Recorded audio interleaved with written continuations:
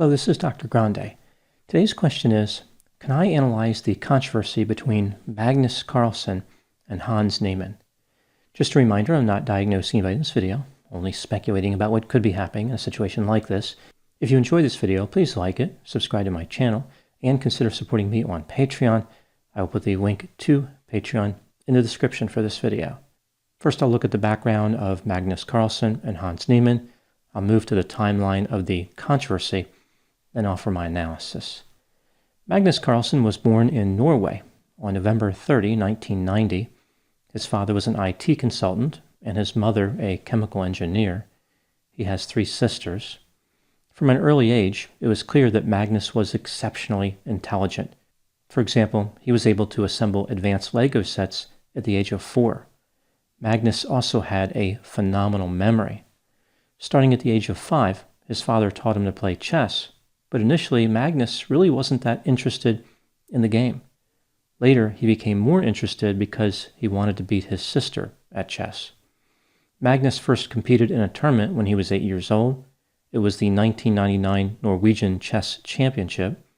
He played in almost 300 rated tournaments from the fall of 2000 through the end of 2002. His performance was exceptional. Over the next several years, he continued to have success playing chess. In 2013, after a long series of impressive performances at tournaments, Magnus won the World Chess Championship for the first time. In the game of chess, players are compared using the EVO rating system.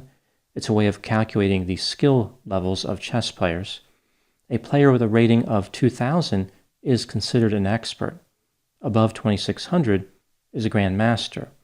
When Magnus was 15 years old, his EVO rating was 2625. This made Magnus the youngest person to have a rating over 2600. In 2021, his EVO rating was 2847. At the time making this video, Magnus is the reigning 5-time world chess champion. He is ranked number 1 in the world. He is often referred to as the Mozart of chess. Moving to the background of Hans Niemann. Hans Niemann was born in San Francisco, California on June 20, 2003. He moved to the Netherlands at the age of 7 and started playing chess at the age of 8. He taught himself how to play the game. He moved back to California when he was 10 years old. Hans has competed in a number of chess matches of various types.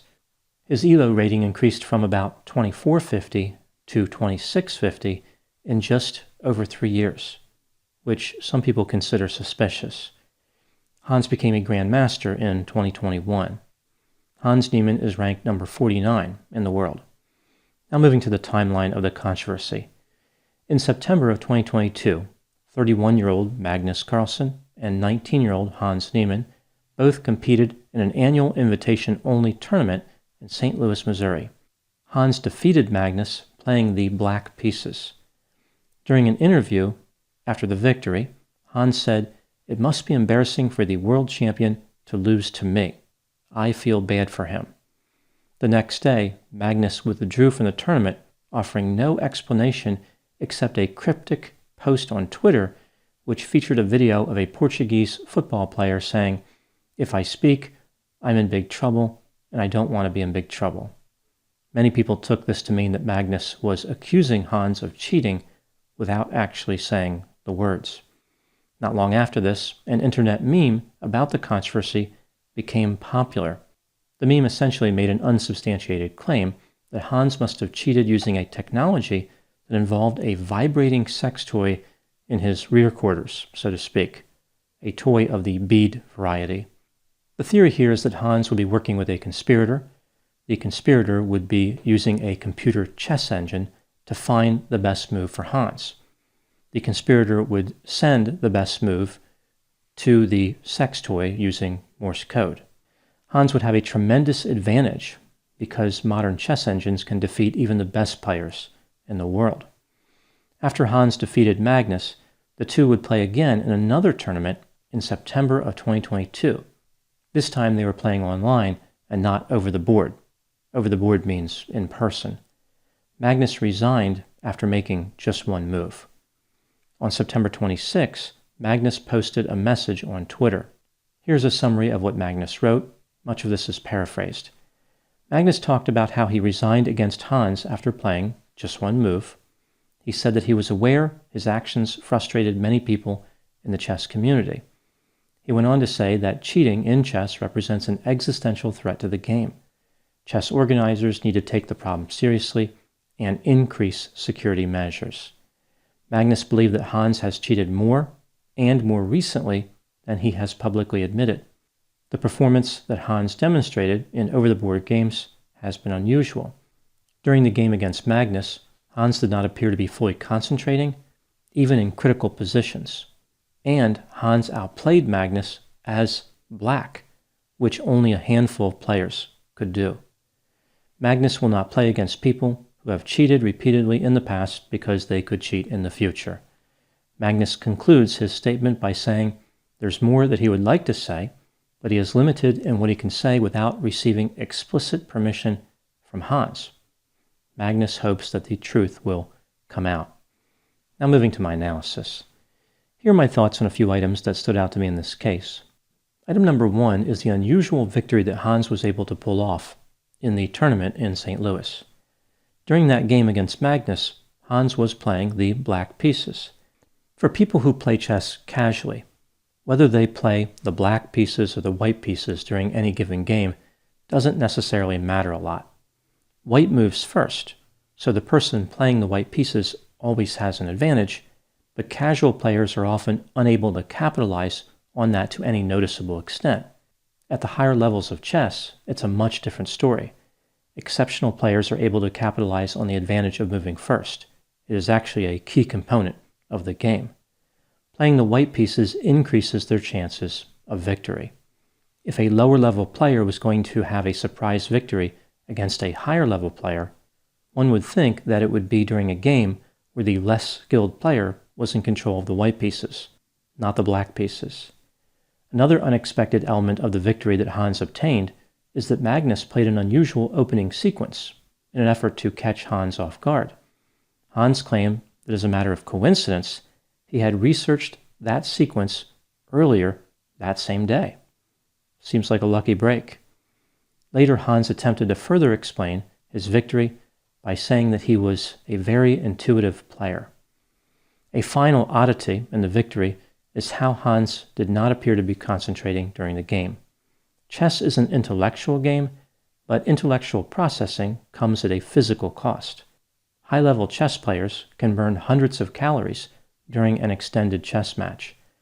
It is much more physically demanding than one would think at first glance. If Hans was able to beat Magnus, playing as black, and facing an unusual opening sequence, it seems unlikely that that would happen without clear signs of stress. Item number 2, Hans has cheated during his chess career. He said that when he was 12 years old, he was playing an online tournament for prize money on chess.com. He had a friend of his supply him the best moves from a chess engine. Hans said that he cheated again when he was 16 years old. This time he cheated in a lower-level game to improve his rating because he wanted to play against more challenging opponents. He said that it was the biggest mistake of his life. Hans denied ever cheating in an over-the-board chess match. Item number 3, Hans had a very fast increase in his ELO rating during his brief career. Some people have argued that there is no adequate explanation for how this is possible. Even incredible chess players develop over time. No one becomes a great chess player instantly. In addition, Hans admitted to cheating specifically to go up against better players, as if he was cheating to increase his rating. Item number 4, how common is cheating in the game of chess, and how do people do it?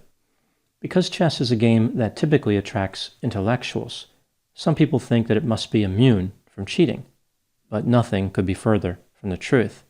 Cheating is relatively common in the game of chess. People of all types want to win in whatever they're doing. All disciplines, industries, endeavors, sports, and games involve cheating. Nothing is immune. In 2015 and in 2019, high-level chess players were caught hiding phones in restrooms and checking moves during bathroom breaks. In another incident in 2015, an Italian chess player was caught cheating using Morse code and a pendant containing a camera. As technology becomes more sophisticated, cheating will only get easier and harder to detect. Item number 5. Did Hans Niemann cheat against Magnus Carlsen? Various fans of chess and experts on the game are divided as to Hans Niemann's alleged cheating activity. Some argue that there is no evidence of cheating. Others say that his victory cannot be explained easily outside of cheating. I think that the truth here is that there is really no way to know. It's not unimaginable that a 19-year-old who cheated as recently as 16 would cheat against the world's #1 ranked chess player.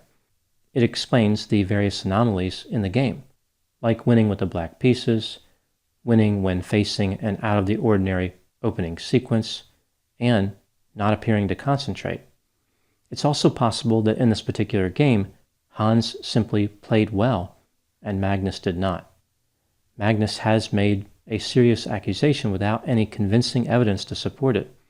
He has lost plenty of games during his career. Hans is ranked 49 in the world. That suggests that he is an excellent chess player. It's not unimaginable that an excellent chess player could beat the #1 chess player. If I had to guess, I would say that Hans probably did not cheat. I'm basing this simply on the relative probabilities. What are the chances that Magnus would be defeated by Hans versus the chances that Hans would cheat? I think it's more likely that Magnus would be defeated. I will be curious to find out if Magnus reveals any more information in the future, like if he has a smoking gun. If he doesn't, then he has put himself in a tough position. It makes him look like a sore loser. Now moving to my final thoughts. Long before the internet, Wi-Fi, and supercomputers that play chess better than humans, chess was a universe unto itself, a sanctuary protected by its defined and immutable rules. It was a game of purity, which allowed only 3 possible outcomes for a player: a victory, a defeat, or a draw. The game of chess was shielded from any realistic probability of cheating. However, with the advent of advanced technology, this aspect of chess has been threatened, and with it, the careers of people who are dedicated to the game. Magnus is right in at least one respect. Cheating is an existential threat to chess. If the future of chess relies on the honesty of chess players, the game will not have a future.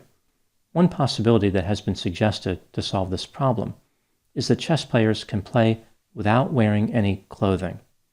This would give new meaning to the term exhibition tournament. If chess players are going to be denied their clothing for public tournaments, there will be no more victories or draws. Everybody will experience defeat in that scenario. Those are my thoughts on the controversy between Magnus Carlsen and Hans Niemann. Please put any opinions and thoughts in the comment section. They always generate an interesting dialogue. As always, I hope you found my analysis of this topic to be informative. Thanks for watching.